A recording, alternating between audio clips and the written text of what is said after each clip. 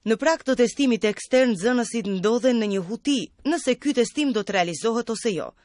Unioni i nxënësve shqiptar kërkon që ky testim të mos realizohet, pasi që, sipas tyre, vite me radhë me implementimin e këtij testimi nuk është vërejtur ndonjë ndryshim me rezultate pozitive, por i njëjti është cilësuar si dhunë psikologjike për nxënësit. Kërkojmë që mënyra e vetme dhe më efikase, ashtu edhe nxënësit siç kërkojnë, është anulimi plot i testimit apo sjellja e një forme krejtësisht ndryshe dhe jo kjo që realizohet tani dhe në këtë formë. Ata gjithashtu shprehën se shkaki i anulimit të protestave të paralajmëruara më herët kundër testimit ekstern është situata politike dhe incidenti në Kuvent më 27 prill. Gjithçka ishte planifikuar dhe gjithçka ishte gati të realizohet, mirë po shkaku i situatës dhe gjithë fokusi ishte atje dhe ne nuk deshëm që të vështirësojmë edhe më tepër gjendjen tek nxënësit dhe për këtë arsye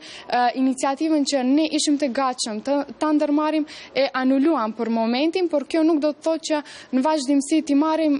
iniciativat e duhura, qoftë për testimin ekstern apo për çështje tjera të cilat janë të brengosur nxënësit shqiptar. Nga Unioni i Nxënësve Shqiptar shprehen se koha nuk ju premton për të qenë më të zëshëm në kërkesat e tyre, sepse data e aprovimit është afër, por ata do të vazhdojnë të jenë këmbgulës në kërkesat e tyre derisa të njëjtat të realizohen.